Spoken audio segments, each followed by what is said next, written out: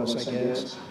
But thank you, Richard, for the introduction, and thank you to all for such a warm welcome. It's great to be back in beautiful Miami, where I've actually built a lot of great buildings with the Desert family and some others. We've had tremendous success in Miami. We have Trump Towers and Sunny Isles Beach. It's 4 beautiful buildings right on the ocean.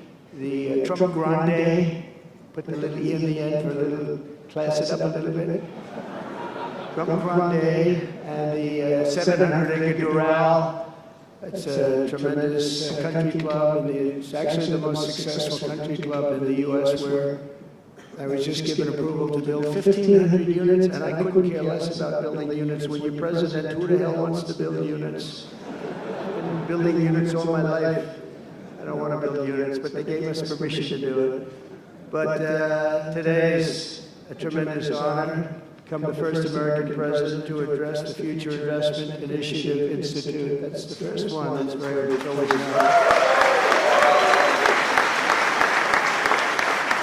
And I want to thank Mayor of Miami, Francis Suarez, for being here. Thank you very much, Francis.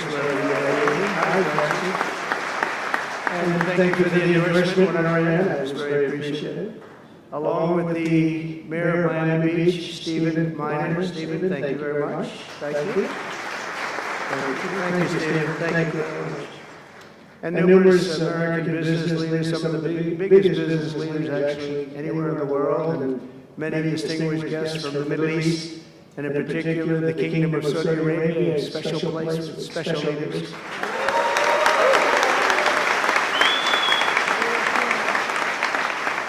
And including FII Institute Chairman and Governor of Public Investment Fund, which is a seriously big fund.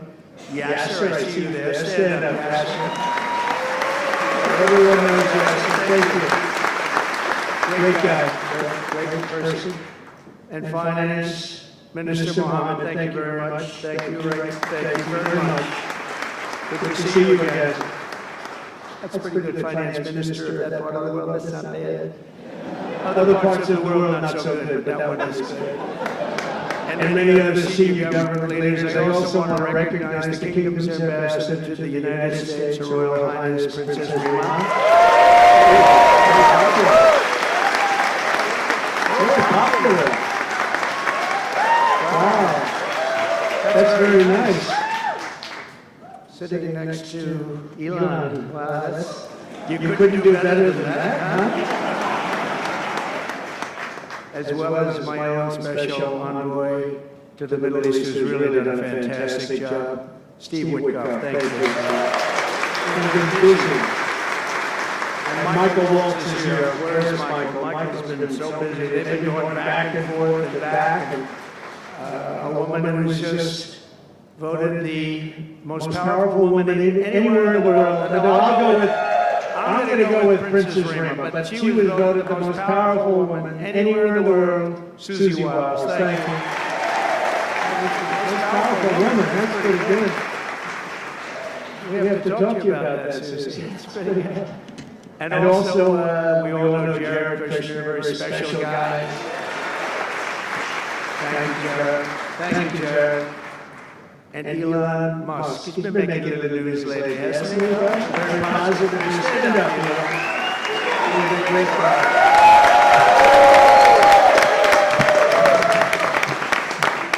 We did a little show last night. I heard they got very good ratings too, by the way. Hannity.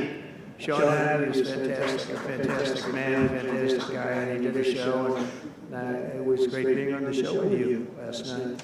I come today with a simple message for business leaders from all across the nation and all around the world. If you want to build the future, push boundaries, unleash breakthroughs, transform industries, and make a fortune, because you want to make a fortune. Most of you have already made a fortune, I don't want to say it. There's no better place on earth than the current and future United States of America under a certain president named Donald J. Trump. I think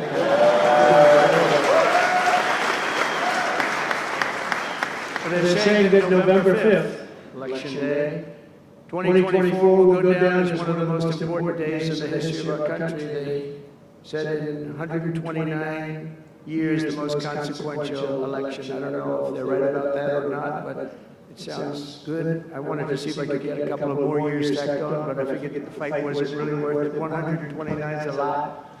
And as of January 20th, 2025, the dark days of high taxes, crushing regulations, rampant inflation, flagrant corruption, government weaponization, oh, I know about weaponization, and total incompetence will be gone forever.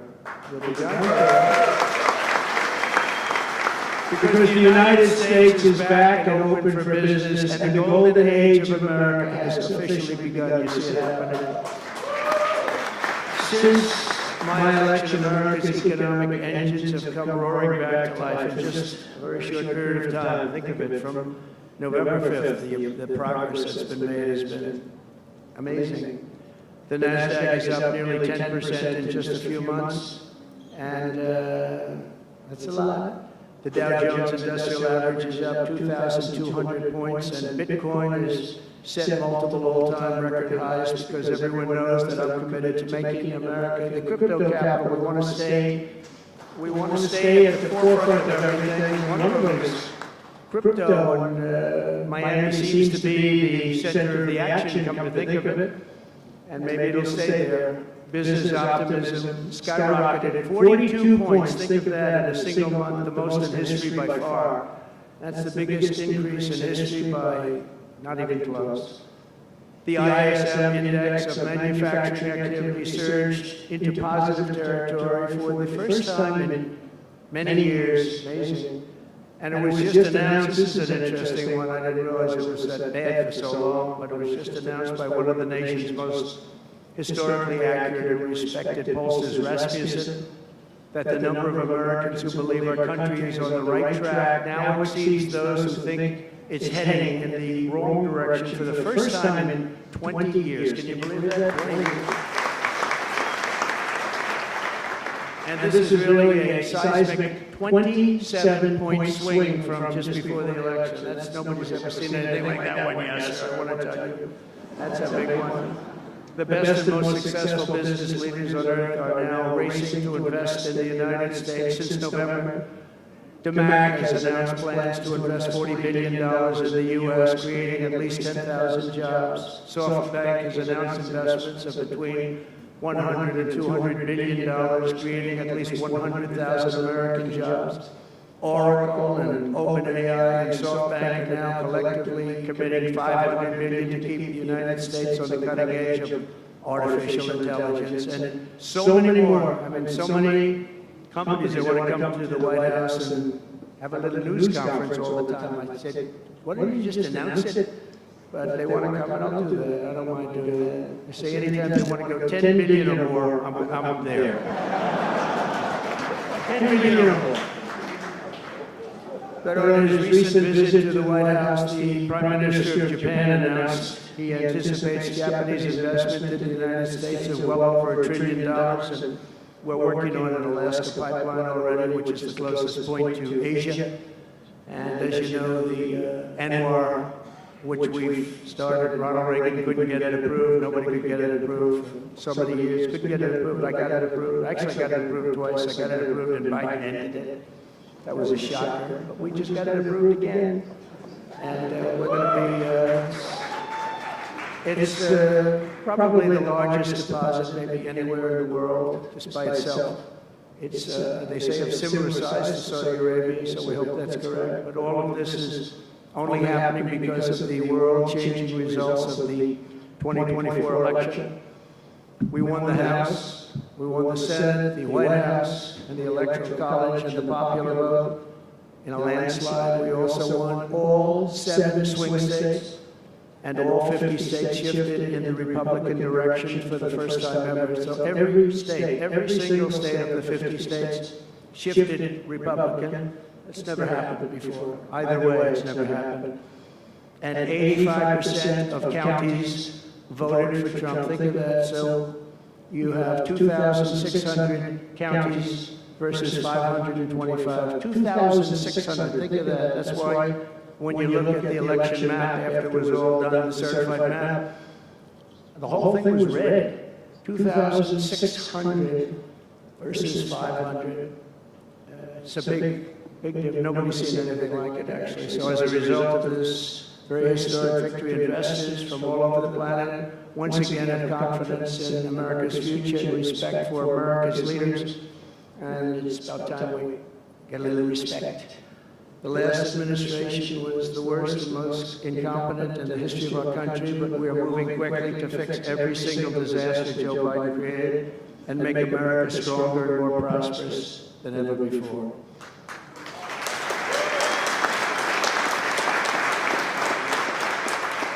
Our first and most urgent mission is to remove the criminals that Biden allowed into our country with the ridiculous and very dangerous open borders policy. They came from all over the world.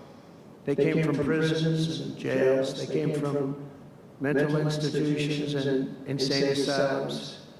They were gang members. They were drug lords. They came from all over, and they were allowed to come into our country.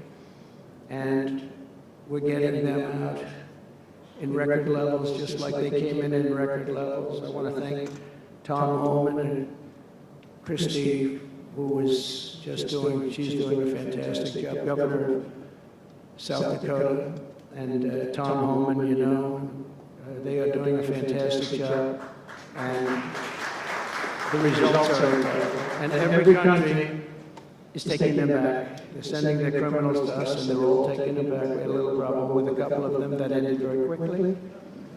And some said, we don't really want MS-13 back in our country. But I said, congratulations, you're taking them back. And they took them back. And by the way, Europe and other places ought to start also doing that. They better start looking at immigration, because it's really hurting Europe very, very badly. And they better get smart and they better get tough before it's too late. We're also working to end the highest inflation in our country's history, all caused because they played with our energy policy and wasted money on the Green New Scam and other things such as that. And they wasted monies at never seen before levels.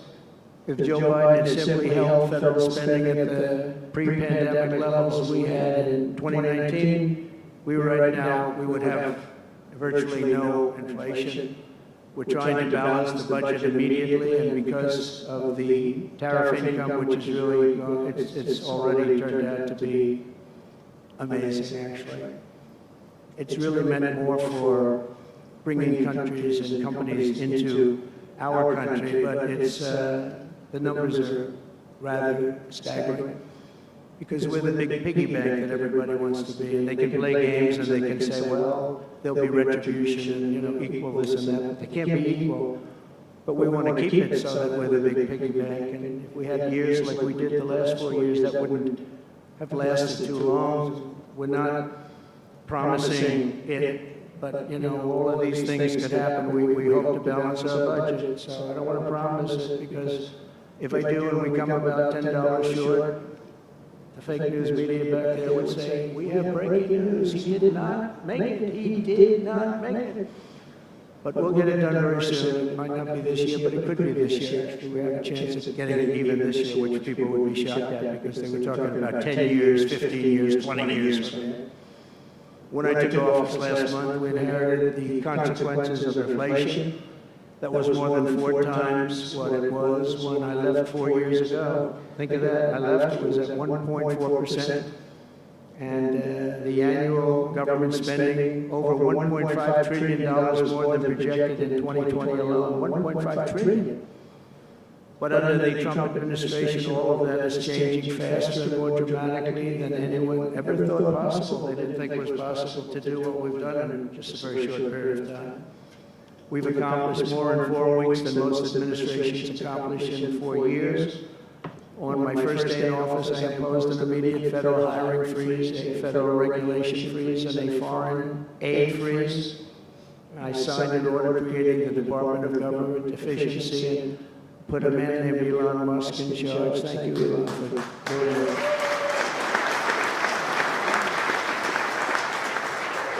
He's doing a great job. You could have seen him last night. He's really, you know, he's a very committed person. He's a very serious person. And he's a very high IQ people. You know, I like high IQ people. Not all have to be, but, you know, it'd be nice to have some people up there that He's a seriously high IQ individual. Now, he's got his faults also, I will tell you that. But not too many of them, which is now really waging war on government waste, fraud, and abuse. And they're curbing inflation and saving taxpayers billions and billions of dollars every single day. And there's even under consideration a new concept where we give 20% of the DOGE savings to American citizens and 20% goes to paying down debt, because the numbers are incredible, Elon.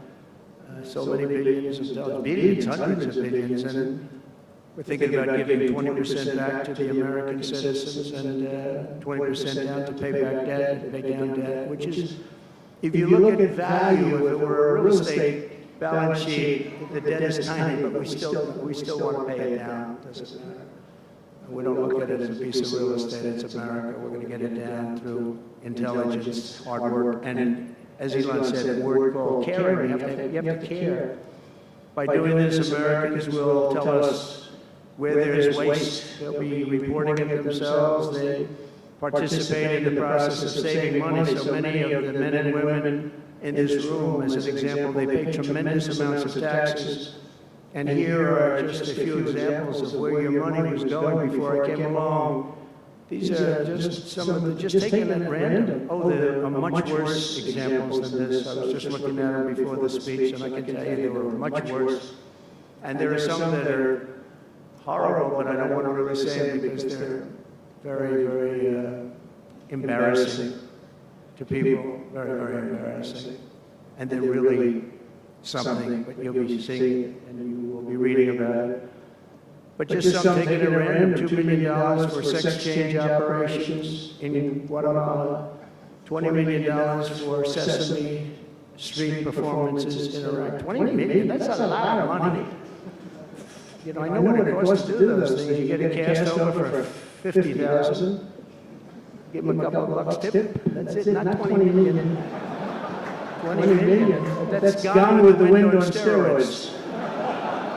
$101 million for 29 diversity, equity, and inclusion contracts at the Department of Education. Wow. And we've canceled all of these, saved all of this money. And again, this is just a small sample. This could go on, I could read them all day. $520 million for a consultant. I want to know who's that consultant. To do ESG, that's environmental, social, and governance investments in Africa.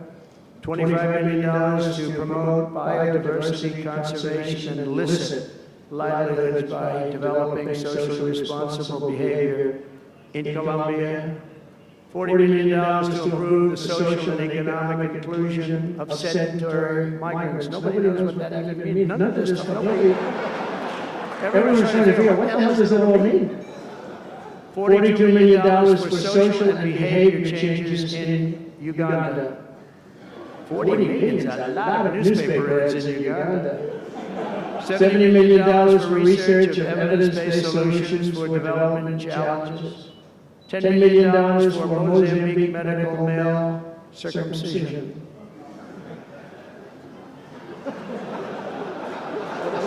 What does that mean? $2.3 million for strengthening independent voices in Cambodia. $14 million for improving public procurement in Serbia. $486 million to the Consortium for Elections and Political Process Strengthening, including $22 million for inclusion and inclusive participatory political process in Moldova.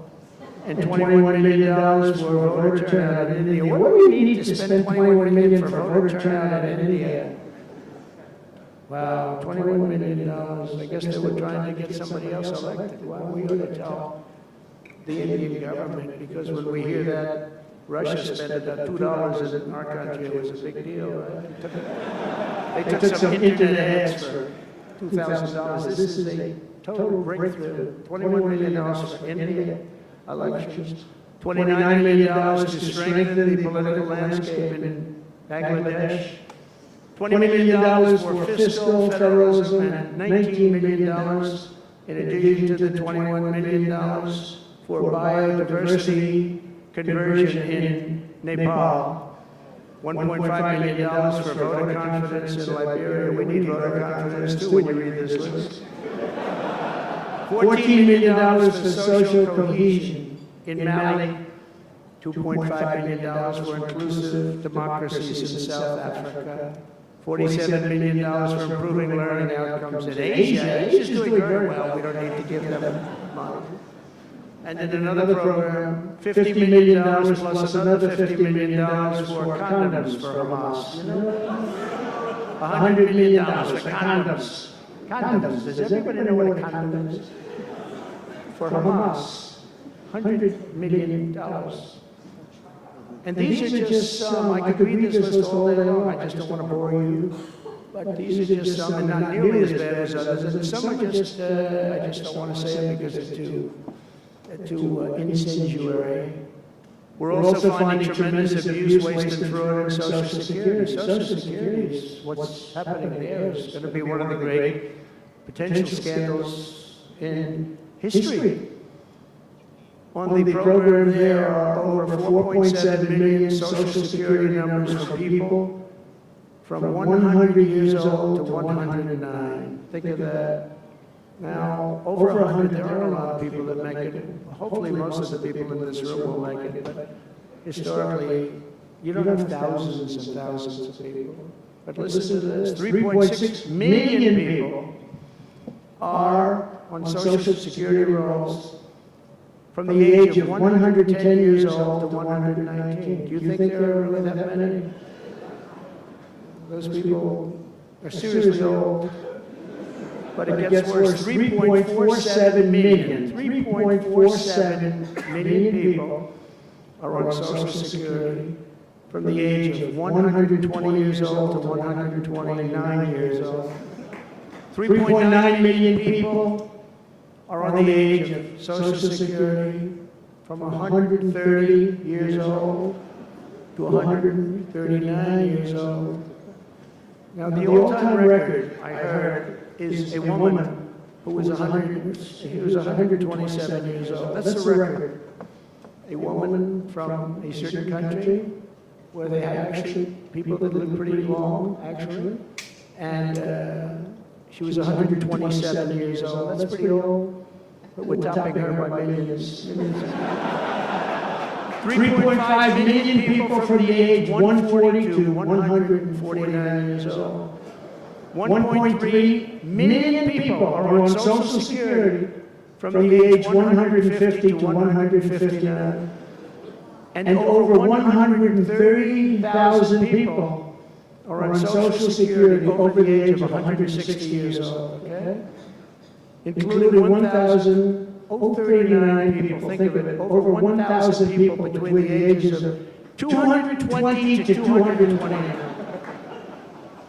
And one person between the age of 240 years old to 249. And the record topper, there is one person on Social Security who's 360 years old, which is approximately 110 years older than our country.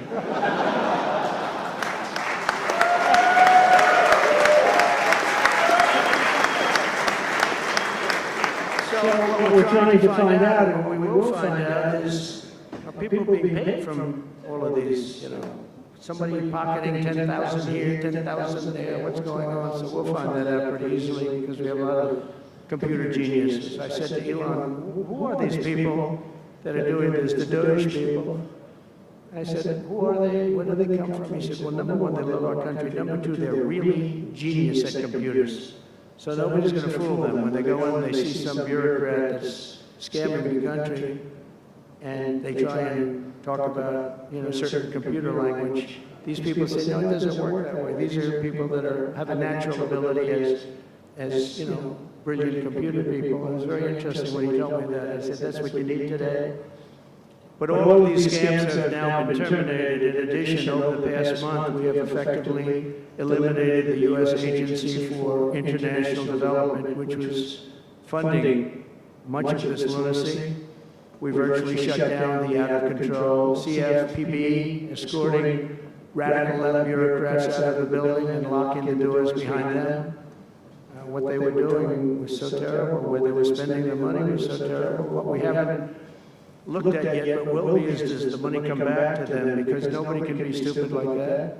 And they're not stupid, they're smart, actually. You know, why are they doing that? Does money come back to them? So we'll figure that out pretty easily, I think, and quickly. But I've ended all of the so-called diversity, equity, and inclusion programs across the entire federal government and private sector, and notified every single government DEI officer that their jobs have been deleted. They're all deleted. And it's interesting, even these companies that have tremendous amounts of money. A number of them just announced, Walmart, if you can believe it, they just announced that they're stopping. And, you know, these companies are running off like $220 million. How can you spend that much money no matter what you're doing? If you're teaching something, you're going to have an instructor, you're going to talk, you're going to give them a book. Please read the book. You know, then you find they spent $225 million on that. What's going on? And we were going in the wrong way. You know, military was really, although I tell you, you know, we defeated ISIS with our military in 3 weeks. General Raisin King he's a real general, not a television general. And 3 weeks ISIS, and I asked him, and I saw some of his people that were so great, the soldiers. We have the greatest military in the world, but we don't have the greatest top leadership. That's why Afghanistan was such a horrible situation, so embarrassing, and so many other things. But when we want to, with proper leadership, there's nobody even close to us. We have the best equipment in the world. We make the best equipment in the world. But we have the best military. You know, we never fight to win. We fight to just keep it going forever. And when we fight to win, there's nobody that can even come close to us. But I was talking to General Dan Kane, we call him Raisin Kane, and I was told it would take about 4 years to defeat ISIS, and he did it in 3 weeks. I said to him, what do you think, General? How long will it take, sir? I think we should do it in less than 4 weeks. You're going to have time left over, and he did that. And we were told by the television generals it would take 4 years, so we did it. That's when I went to Iraq. I flew to Iraq, and late at night, the dark of night, all the windows closed, all the lights off in the plane, Air Force One. And we flew in, and it was pretty amazing. I'll tell you, we were landing, and there were no lights in the plane. Sir, we have to turn off all lights. I said, you mean we spend $9 trillion, and we have to fly in Air Force One with the lights off?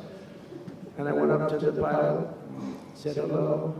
And by the way, these guys are like central casting. These are the best-looking human beings. Everybody's perfect. The most handsome people, the best-looking people you've ever seen with the flat tops and the whole thing.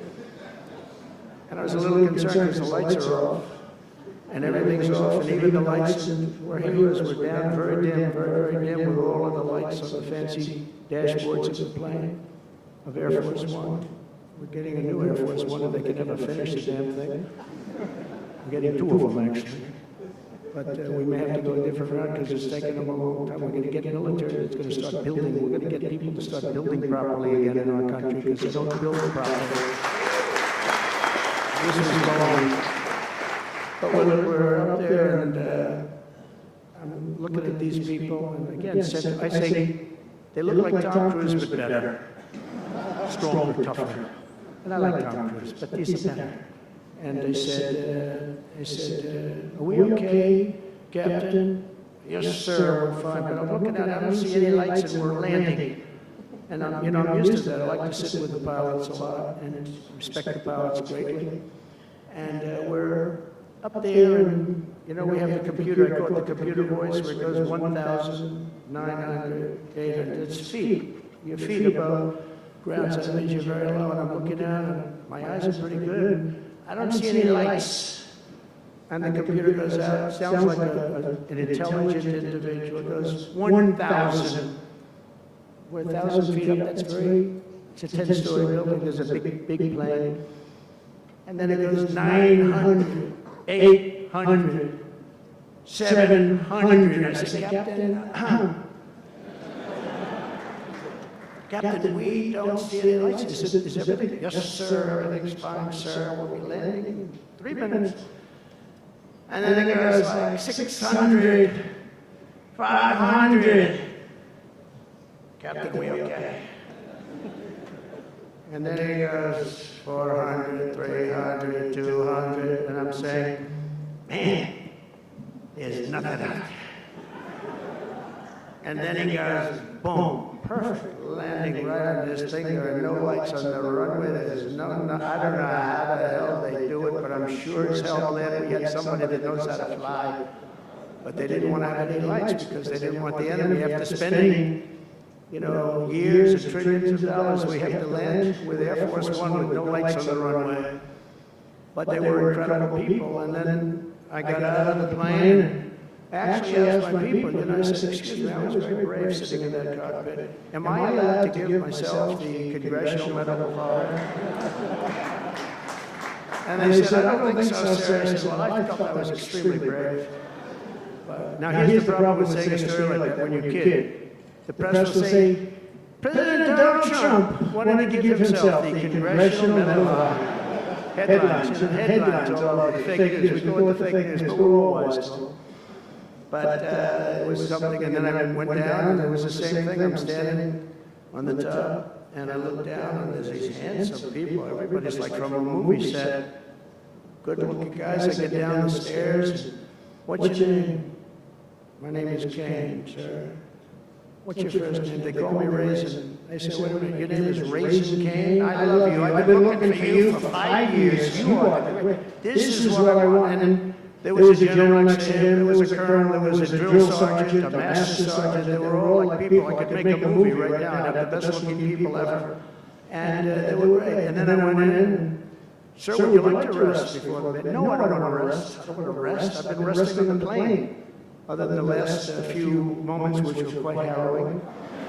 And I said, I don't want to rest. He was thinking about Biden in advance, you know? Biden would have gone there, they would have rested for days. And then they wouldn't have a meeting. He'd just go home.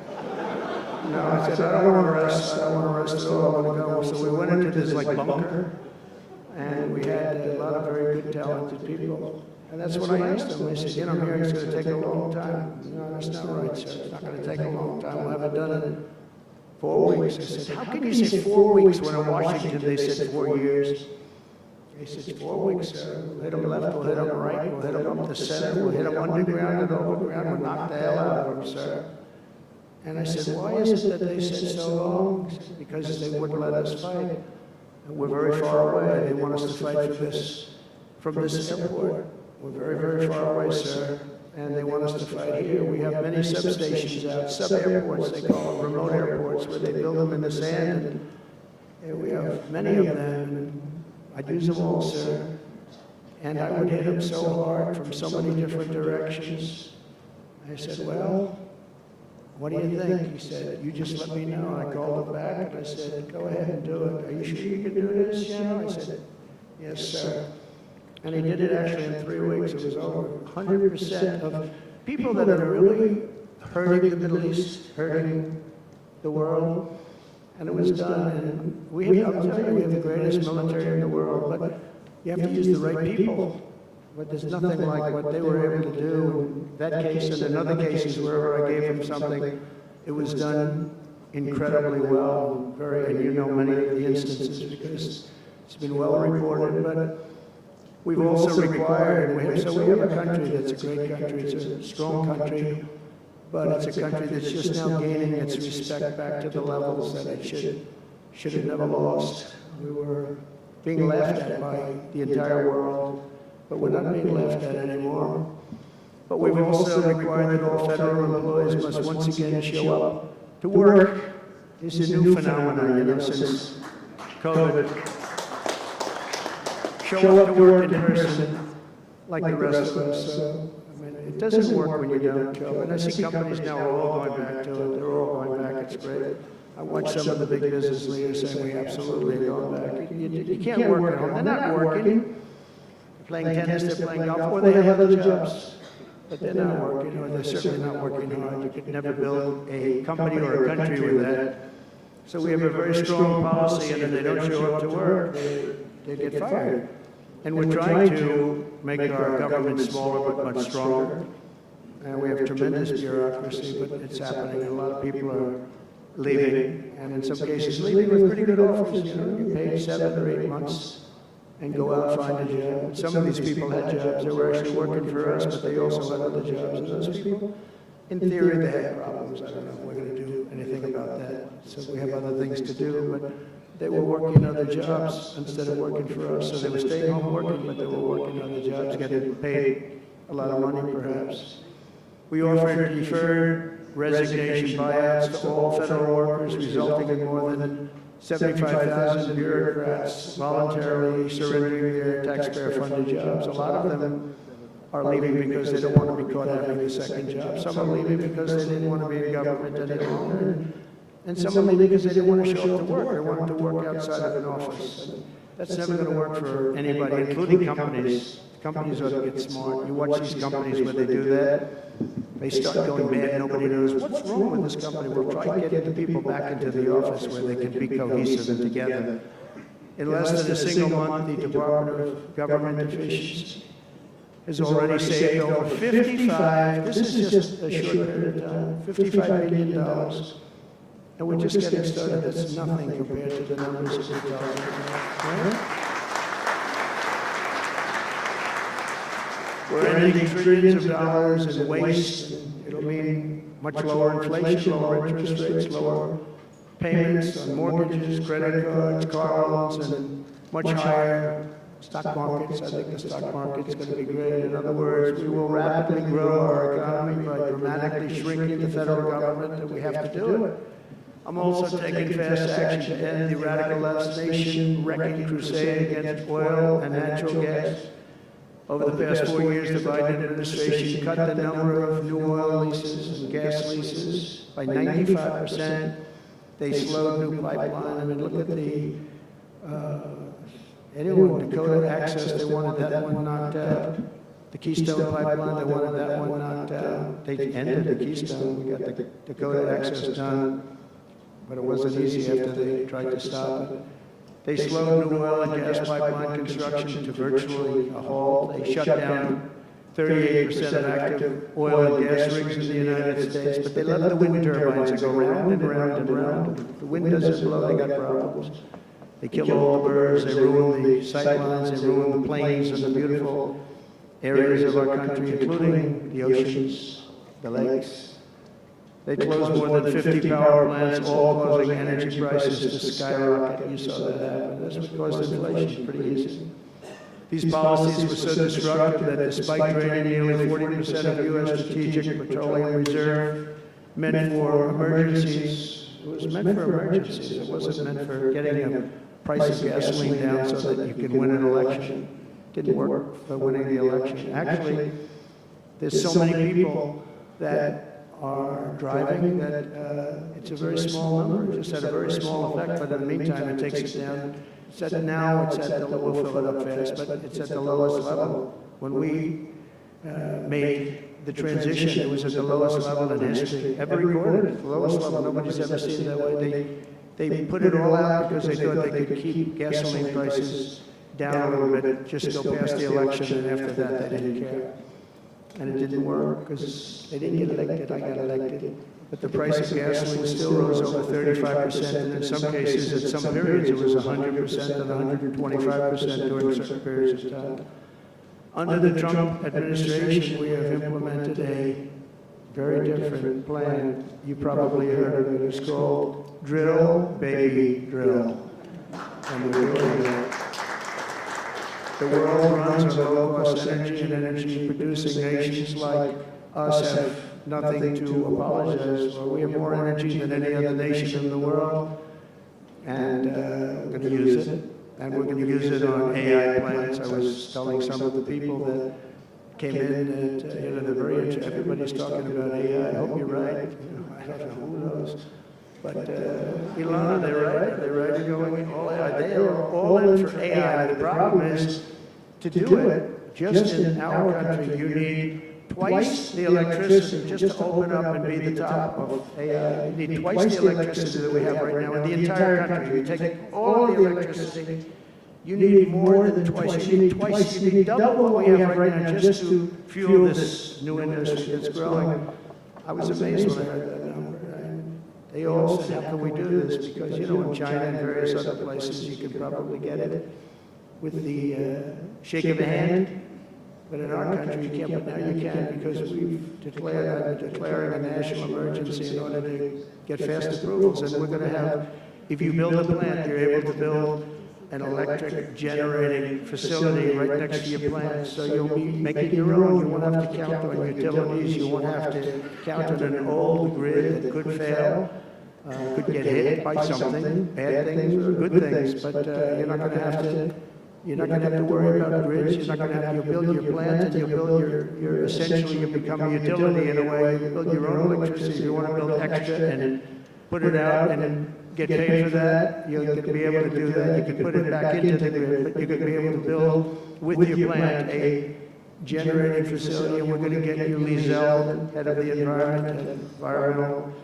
The environmental group, various groups, and we've got them unified now, but we're going to get you very fast approvals. That we approve so fast, your head will spin, and we're going to get that whole industry started. We're going to be the head of it. We're leading right now. We have the greatest brain power. We're leading right now, and I expect that we're going to be leading by a lot, but we're going to get you the energy very, very quickly. That would be the one thing that everybody was concerned. How do we have that much electricity when Los Angeles has blackouts and brownouts right now? There's a lack of electricity, but we're going to get it at levels never seen before. I ended the ridiculous Green New scam, halting tens of billions of dollars of wasteful deficit spending, and I withdrew the United States from the unfair one-sided Paris Climate Accord, and I ended Joe Biden's insane electric vehicle mandate, because it was just insane. I repealed the last, and by the way, if you want to buy an electric car, it's great. If you want to buy a gasoline-driven car or a hybrid, it's great. Whatever the thing happens to be, I heard hydrogen's hot. The problem is when it's not, you're in deep trouble. Because when that sucker blows up, they don't find the body. So that's one that I said, you know what, let's take a pass on that one. They said it's good, but when it's bad, it's really bad. You find the bodies on trees on the side of a tree. I said, I think we'll pass on that one, right? We're not going to want that one. But you never know, maybe someday it'll be good, but it doesn't sound like it's off to a good start. I repealed the last administration's very destructive natural gas export ban, and last week we approved our first new liquefied natural gas export license, and we have literally hundreds of people that want to export. I recently met with the Japanese Prime Minister, Shiba, to discuss large increases in American oil and gas exports. They wanted so badly. They said we went to the Biden administration, they wouldn't sell it. They wouldn't sell it. Nobody knows why. Biden didn't know why either. They asked him, I don't know. You want to, they did? Oh, I didn't know that. But we're going to sell it. And the new project in Alaska is going to feed all of Asia. We're going to take care of all of Asia. We have so much oil and gas. Like very few people, like very few countries have, like really actually no country has. I also met with Prime Minister Modi of India, who wants to greatly expand India's purchase of American energy, and my administration has also launched the most aggressive deregulation program of any nation in history. Under my executive order, for every one new regulation added, 10 old regulations have to be eliminated. And you know, in our first term, which was actually an incredible success, we had the greatest economy in history until COVID, and even after that, we did great. The stock market was higher. If you think of it, it was higher after the fact. After we went through that whole thing, it was higher than it was just prior to COVID coming in, which is a pretty amazing thing. But we did a great job on that, but it was a terrible thing for the world. The whole world suffered. It suffered terribly, including China, including other countries. It was a terrible period of time. But despite that, we did well. But we had the greatest economy in the history of our country. And I think this time we're going to do even better. We were artificially hurt by COVID. We had to focus on that instead of focusing on, but just prior to COVID coming in, there's never been anything like what we did, what we achieved. And even after we did very well, and especially considering what all of us had to do with COVID, some nations were hit so badly, it's just unbelievable what happened to them. As part of our effort, I've signed executive orders to keep the United States at the forefront of artificial intelligence and to end Joe Biden's war on Bitcoin and crypto. We ended that war totally. That war is over. They were very hostile toward them until the very end, just because there's so many people on Bitcoin and crypto that just before the end, the SEC came out and they were being very nice. I was so nice to people because so many people were being indicted for no reason whatsoever. Very political group of people. All they did was they liked indicting people, but they were being indicted, and many of those indictments were dropped just before the election because they said, wait a minute, there's 100 million, 125 million people using this, and they didn't want to have, you know, all these people being voted against. But by the time they did that, it was too late. We had that vote entirely, I think. I think anybody smart that believed in that, and there were a lot of people believing it, anybody that was smart voted for Trump. And they pulled the indictments. So I see people that were indicted, they said, I saved your life. I saved your life. Because if they thought that, they actually thought that I was doing this, they said, why is Trump doing it? Is he doing it for political reasons? I don't do anything for political reasons. I do what's right. I want to be in the forefront of every industry. So, I'll be working with the Republican Congress to pass the largest tax cuts in American history, and that includes, obviously, we have to extend the Trump tax cuts, which were, until now, the largest. We're going to dramatically cut taxes for families and for workers and for companies, including no tax on tips, and hopefully no tax on Social Security, and no tax on overtime. And that overtime one is a sleeper, because I think a lot of people are going to be spurred on to do a lot of extra work when they hear that. A lot of companies really like it, a lot of people really like it. The new Trump tax cuts will also include 100% expensing for new factory construction in the United States and anything else that you're going to buy with capital. If you buy something that is going to be good for our country, we're going to let you expense it, 1 year expense. And I did that the first time, and everybody said, can you go back to that? Now you still get, I guess, 40% or whatever, that, you know, pares down, but we're going to bring that right up to the top level. I think that had a lot to do with the success that I had during my first term. And we'll substantially cut taxes for all domestic producers of oil and gas and just about everything else that they produce.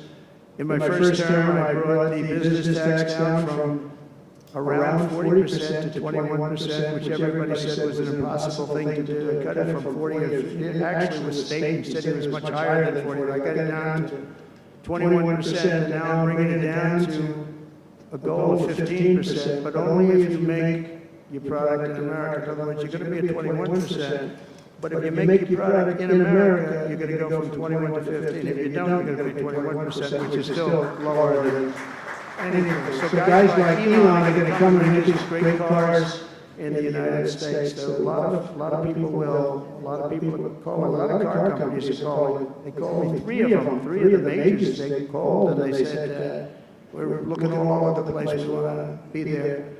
I'm going to be announcing tariffs on cars and semiconductors and chips and pharmaceuticals, drugs and pharmaceuticals and lumber probably and some other things over the next month or sooner. And it's going to have a big impact on America. We're bringing our businesses back. If they don't make their product in America, then they very simply they have to pay a tariff. But if they do make their product in America, they don't have to pay any tariff.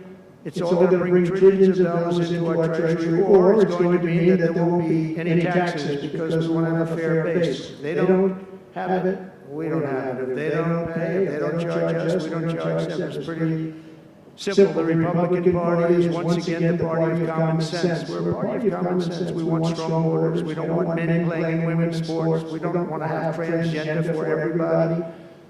We're the party of common sense. That's how we won the election in such a big manner. We'll no longer allow other countries to ransack and plunder our nation. That's why I have announced that we will soon begin imposing reciprocal tariffs on any country that engages in unfair and unequal trading practices. If they tariff us, as I said, we will tariff them at the exact same rate. So if a certain country, because some of these countries, even countries that I've already mentioned, are extremely aggressive with tariffs. Nobody knows that European Union, they have a VAT tax that's devastating. It's very tough for people on the outside. Hard to sell cars, really impossible to sell because they also have non-monetary tariffs that are very, very tough. But if you take a look at that, it's a very unfair situation. And the VAT tax is similar to the tariff. Around the world, I'm moving quickly to end wars, settle conflicts, and restore the planet to peace. I want peace, and I don't want to see everybody being killed. And you take a look at the death in the Middle East and the death that's taking place between Russia and Ukraine. It's been going on, and we're going to end it. There's no profit for anyone in having World War III, and you're not so far away from it. I'll tell you right now, you're not so far away. If we would have had this administration for another year, you would have been in World War III, and now it's not going to happen. In the Middle East, I restored my policy of maximum pressure on Iran, designed to bring peace. And we designated the Houthis a terrorist organization, destroying shipping lanes all over the place, making it very hard for people to get their product delivered, making it very difficult. We'll take care of that situation.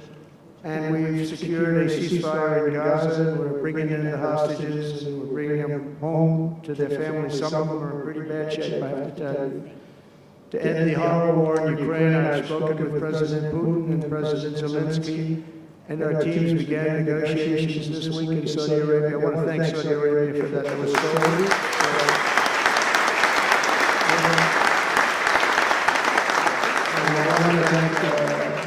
in particular, we have so many of the people, yes, they're Mohammed, all people, but in particular, we have to thank Crown Prince Mohammed bin Salman for hosting these historic talks. And talks that went very, very well. Steve was there, Steve Woodcock was there, and Michael was there, Michael Waltz, and others, and they really went well. It's a big step. We've got to get that war over with. You have to see the people that are dying. I look at the pictures, the satellite pictures of the field, some level field, and it looks like a modern-day version of Gettysburg. You know what that means? It is just carnage. It's horrible. And, it's not American soldiers. It's not even soldiers from the Middle East in the case of Ukraine and Russia, but it's people, it's young people from Russia and Ukraine mostly that are just being decimated. It's flat fields. And a bullet goes, and a bullet only stops when it hits somebody. And the level of people being killed in that battle, soldiers, young soldiers, in some cases old soldiers, because they're running out of people. They're running out of soldiers, in one case. But think of it, a modestly successful comedian. President Zelensky talked the United States of America into spending $350 billion to go into a war that basically couldn't be won, that never had to start and never would have started if I was president, not even a chance. And it didn't start for 4 years, it never would have started. But a war that he, without the U.S. and Trump, will never be able to settle. They'll never settle that war without our involvement. That's why they did such a great job this weekend. That's why Saudi Arabia did such a great job this weekend in hosting. The United States has spent $200 billion more than Europe, and Europe's money is guaranteed. They get their money back. It's a form of loan. Nobody knows that. I know that. I said, why isn't somebody saying, we do it the same way?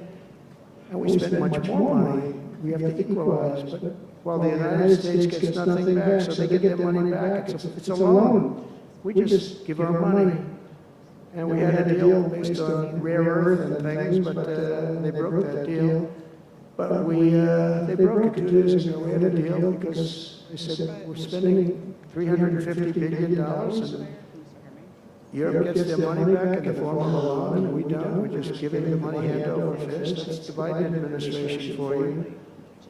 But they're no longer dealing with the same United States as they were dealing with a few months ago. Why did crooked Joe Biden demand equalization, and that this war is far more important to Europe than it is to us, and that is a very big, beautiful ocean, a separation. This is, we're helping Europe, we're trying to help Europe. On top of this, Zelensky admits that half of the money that we sent them is missing. They don't know where the money is. He said, well, we don't know where half of it is. That's great, wonderful. He refuses to have elections, slow, and the real Ukrainian polls, I mean, how can you be high with every city is being demolished? It's hard to be. Somebody said, oh, no, his polls are good. Give me a break. Every city is being demolished. They look like a demolition site, every single one of them. And the only thing he was really good at was playing Joe Biden like a fiddle. He played him like a fiddle. That's an expression we use, yes, sir, to say that he's pretty easy, pretty easy. A dictator without elections. Zelensky better move fast or he's not going to have a country left. Gotta move fast. That war is going in the wrong direction. In the meantime, we're successfully negotiating an end to the war with Russia. Something I'll admit that only Trump is going to be able to do in the Trump administration. We're going to be able to do it. I think Putin even admitted that. Biden never tried. Europe has failed to bring peace, and Zelensky probably wants to, maybe he wants to keep the gravy train going. I don't know what's the problem, but he hasn't been able. He's very upset that he wasn't invited. He could have come if he wanted to, but that he wasn't invited to Saudi Arabia. But he's been working for 3 years. There's never been even meetings or phone calls to stop this war. It's a horrible thing. I figure Russia's lost 900,000 soldiers. I think that Ukraine's lost probably 700,000. And it's a terrible thing. You'll see bodies and body parts all over the field, all over. We see them through, very accurately through satellites. I love Ukraine, but Zelensky has done a terrible job. His country is shattered, and millions of people have unnecessarily died. And you can't bring a war to an end if you don't talk to both sides. You've got to talk. They haven't been talking for 3 years. So we hope to see a ceasefire soon and to reestablish stability in Europe and the Middle East.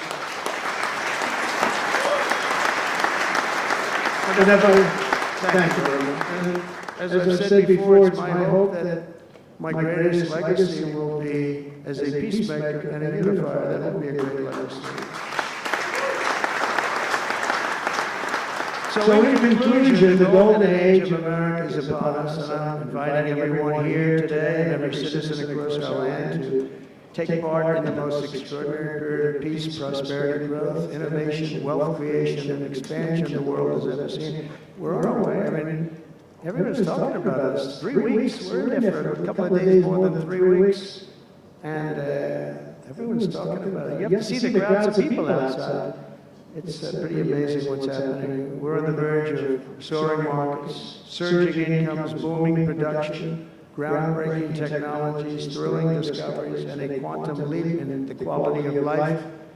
Absolutely a quantum leap. One day very soon our country will have the greatest economy in the history of the world because we once again have a president who puts America first, and we put America first, and your country should put your country first. But in the end, we want America first, and when it's all beautiful, which is going to be pretty soon, we want to help other countries, and you want to help other countries. But, you know, I tell your leaders, and some of the leaders are in this room right now, you've got to put your country first, whether it's Saudi Arabia, whether it's somewhere else, you've got to put your country first. But we're going to have plenty left over to help others also. As long as you invest in America, build in America, and hire in America, that means that I'm fighting for you, and I'm fighting very hard for you. Together we're going to make the United States of America bigger, better, bolder, richer, and greater than ever before. It's going to be stronger than ever before. We're going to be a peacemaker, a peacekeeper. We're going to stop people from these stupid, never-ending wars. We're not going to partake in them ourselves, but we'll be stronger and more powerful than anybody by far. And if it ever came to war, there is nobody that will be able to come close to us, but we don't think that's going to ever happen. So I want to thank you all very much. It's a great honor to be here, and I think somebody said they're going to ask questions, and I didn't say, gee, what other questions like Biden does. I say, just ask, it doesn't matter. You ask a question and I give an answer. So I think, Richard, you're going to come up and you're going to give me some questions. Thank you. Thank you. Thank you very much, Mr. President. We round of applause for President of the United States of America. Thank you.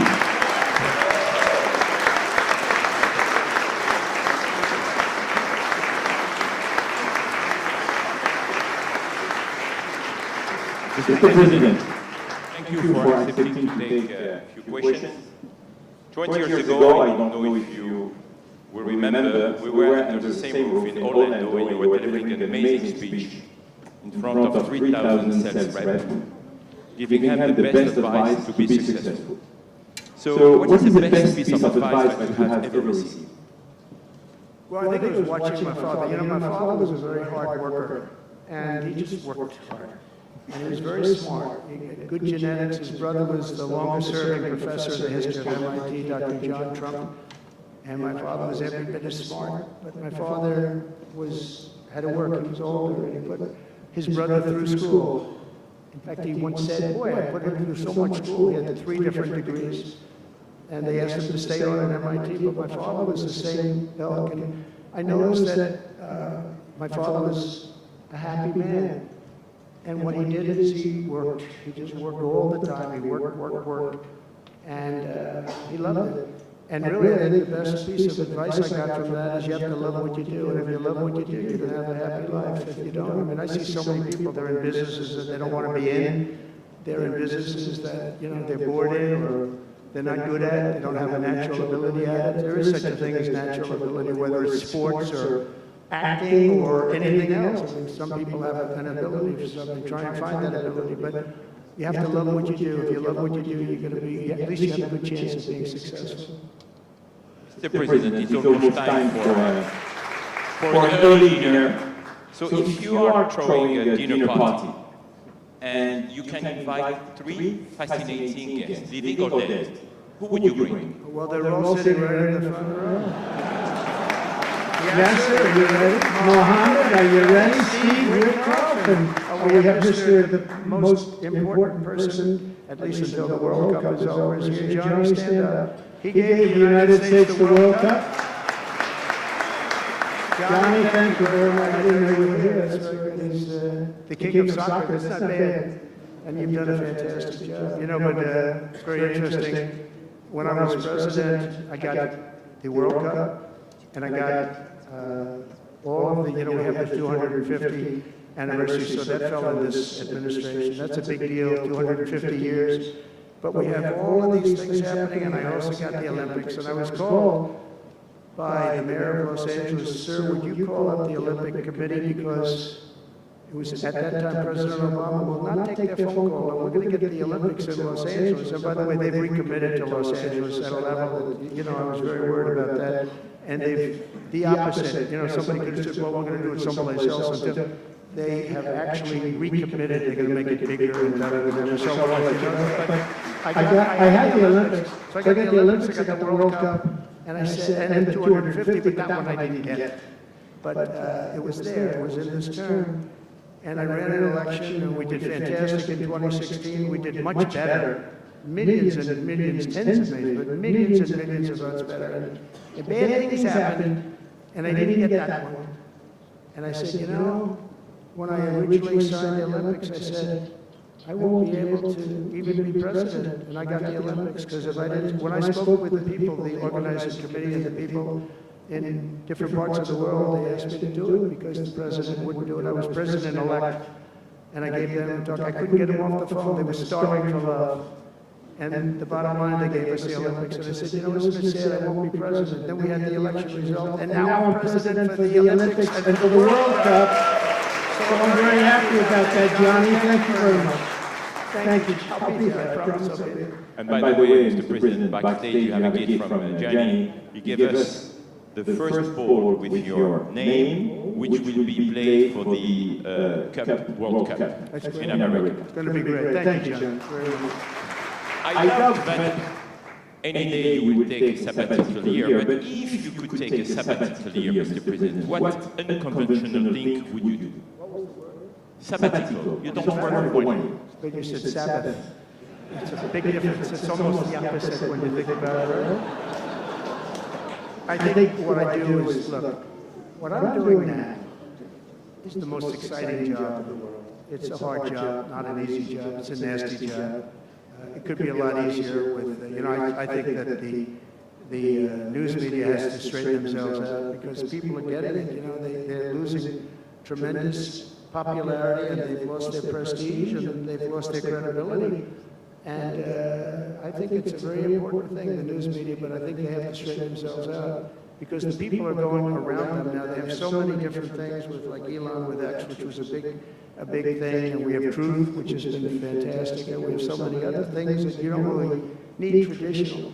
But I will tell you that there is just nothing I could do to enjoy my life, whether it's that or anything else that it is, because this is the ultimate. I had to make a big decision, and it was a very risky decision, because if I would have lost, my life would have been a much different life. It would have been a very nasty life. They were going after me at levels that nobody's ever seen before. Not Andrew Jackson, not Abraham Lincoln. You know, the historians say that the president that was treated the worst by far by the media and overall was Andrew Jackson. In fact, his wife died of heartbreak. They were treated really rough, and Abraham Lincoln was second, but he had a civil war, you know, you can understand that. But nobody was treated like me, nobody.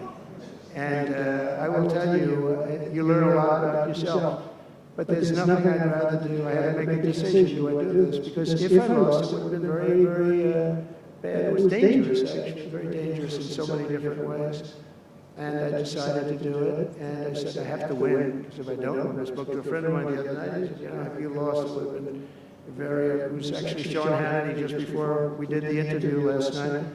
He said, boy, if you would have lost, you would have had a tough life, you would have had a very tough life. So there was a certain amount of courage involved in this decision to run, and it's a great honor to win by this much, to win all 7 swing states, the popular vote. Popular vote doesn't get won that much by Republicans for whatever reason. I think that's changing, because again, we're the party of common sense, and they're the party of some real bad things, and I think they'll change. I think they have to change. It would be wonderful. I'm going to be having lunch with some of the Democrats next week, and it would be wonderful if we could work together. I think working together would be great. But they have to change. You can't get elected on the programs that they want, and that's really what America wants to see. So there's nothing I'd rather do than what I'm doing right now. When we started this conference, Mr. President, when we started this conference, Yasser and I, His Royal Conference told us I want that to be the place where people will come to understand where to invest in terms of geographies and sector. So, what is the best investment you have made in your personal growth, Mr. President? Well, I was involved in real estate for most of my life, and with guys like Whitcoff will tell you I was really good at it, and I was successful at it, very successful at it. I've been involved in things prior to being president, but during the last 4 years, I followed sort of the trends, and I've made a lot of money with following some of these trends. And, it's, again, it's something that you do. I really believe that some people have instinct. I think I've always had an instinct for making money. I make money. And I went into show business. I had one of the most successful shows on television. I wrote books, and they were all bestsellers. Virtually every book was a big bestseller, some really big bestsellers. And so I don't know, it's whatever I do, I just want to make it successful. It's very important to me. There are many ways to make money. You can be in many different fields. And a lot of them is being in the right country. If you're in a certain country, our country is actually getting very bad, a very dangerous place, actually. Bad things were happening, but if you're in a certain country, you have a chance to do well. And no matter how good you are, if you were born into the wrong country, you're not going to make money. Now, you can do other things. You can attain power, I guess. Maybe it's the wrong kind of power, but it's power. But being in the right country, where you have the right incentives and entrepreneurship, etc., and America has always been sort of at the top, or one of the top, but always pretty much at the top. But it was losing that position, and I think losing it rapidly. This last administration, look, I don't want to be, I wish I could say, I wouldn't have run. If I thought Biden was doing a good job, if I thought they were, I wouldn't have run. Because as I said, it was very dangerous to run in a lot of ways. In fact, my ear will show that when you look at it close. My ear, I have that throbbing feeling every once in a while, but it was dangerous in a lot of different ways. But he was so bad that I had no choice but to do it. If I thought he was doing a great job, I would have run, and I would be very happy I actually wanted him to do a good job. I was saying, do this, do that. I'm telling them, do things. They should have done what I said. But I would have been very happy not to have run, and frankly, to have seen somebody do a good job. But our country was going to hell, and I really sort of had to run. If you were a historical ruler, would you prefer to rule during war or peace? Well, I want to be, again, a peacemaker, and I want to keep us out of war, but sometimes to do that, you have to have a very strong country, you have to have a very strong military. And as I said, we have a much stronger military than anyone would know. We have the best equipment. And I bought a lot of it. I rebuilt our military in the first 4 years. I rebuilt it. We gave a lot of it away to Afghanistan, to the Taliban. Stupidly, but that's a very small amount. It was billions and billions, but it's still a very small amount relatively to what we built. But I largely rebuilt our military. Now I'm going to have to do it again because so much has been given away, so much has been treated so badly. But to keep peace, you really have to, I have a thing, strength through, and I mean it, you really have it. You have strength and you need the strength, but it's really peace through strength, because without the strength, it's going to be very hard to have peace, because you're going to be taken over, bad things are going to happen, so you really want to have peace through strength, and that's where I've done it. Having strength, having power in that sense to protect yourself and your people is a very important thing. Hopefully you don't have to use that power. I will tell you, I was dealing with President Putin very successfully on denuclearization. We were talking about it very seriously, and then COVID came and lots of things came, and we had also talked to China about it. Now, Russia and us have the biggest nuclear by far. China is not close, but they will be close. In 3 or 4 years or 5 years, they'll be equal. But we were going to talk to China, and I spoke to President Xi about it very successfully. I think we were going to denuclearize it. We would have had to get the smaller nuclear powers, of which there are 4, 3, maybe, but 4 probably, to do something. We would have been able to do that. But I was having very strong talks with President Putin about denuclearization. And, you know, you're president, you get presentations about what we're building, what we're having, the power of weapons, the power of many things besides weapons per se. When I saw the power of nuclear weapons, and we can never let that happen. If that happens, the ball game will be, the world will be destroyed. The power is so enormous.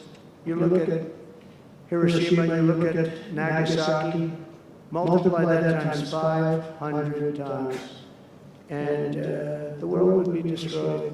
So you want somebody as your president, or you want somebody as your leader that understands that we just can't let that happen. We can't let other countries get nuclear weapons.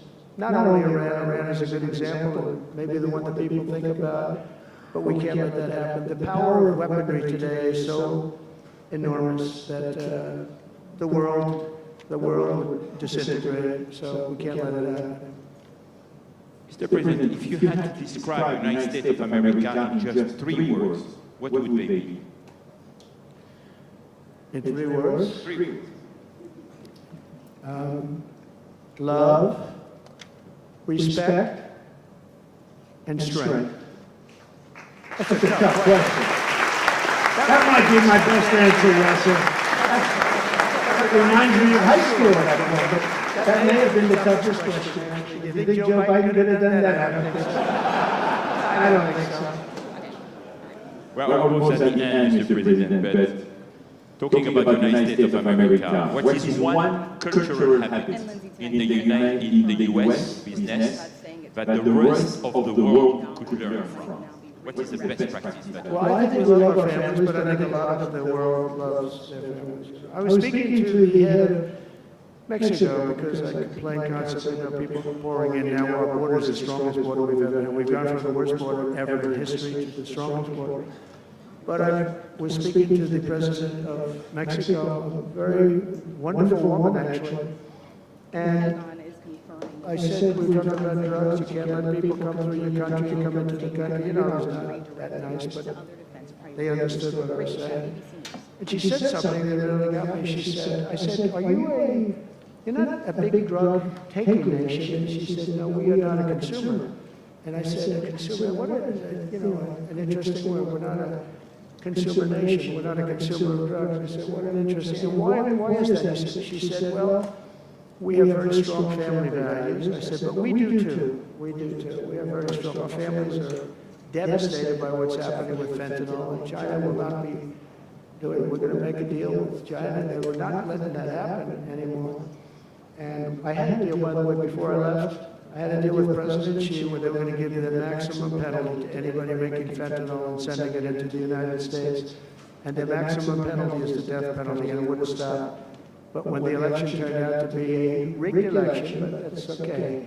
When an election turned out to be, it was an election that shouldn't have happened. All the things that happened. I'll give you an example. We wouldn't have had October 7th, Israel attack. We wouldn't have had Ukraine and Russia fighting. We wouldn't have had inflation. We wouldn't have had all of these things that, you know, happened. But in speaking with her, she said about family values. I said, well, you're not really saying anything there because we have great families too. We have great family values. She said, plus we advertise a lot. I said, ooh, you mean you advertise about how bad drugs are? Yes, we do. We spend a lot of money on advertising. And I said, unbelievable. That was such a great conversation because we're going to spend hundreds of millions of dollars advertising how bad drugs are so that kids don't use them, that they chew up your brain, they destroy your teeth, your skin, your everything. And I thank you for that. You know, I make so many calls and I never learn anything from anybody. I know everything and I never learn anything from anybody. And I spoke to this woman, as soon as she said it, she didn't have to say exactly what, I said, exactly, what a great idea. And I think we're going to have, and I saw pieces of it, we're going to go in with $100 million and then another $100 million initially. But I saw some of the ads and they are really violent. I said, you have to make them strong. Your skin practically comes off after a period of time. You lose your hearing. You lose your teeth. It is terrible. And we show this happening to people. And I think we're going to, you know, we did very well with, we had blue ribbon committees headed up by the First Lady of the United States and a lot of other people that, you know, they have no idea the viciousness of these cartels and these people. And they're smart. I mean, they're very smart, tough people.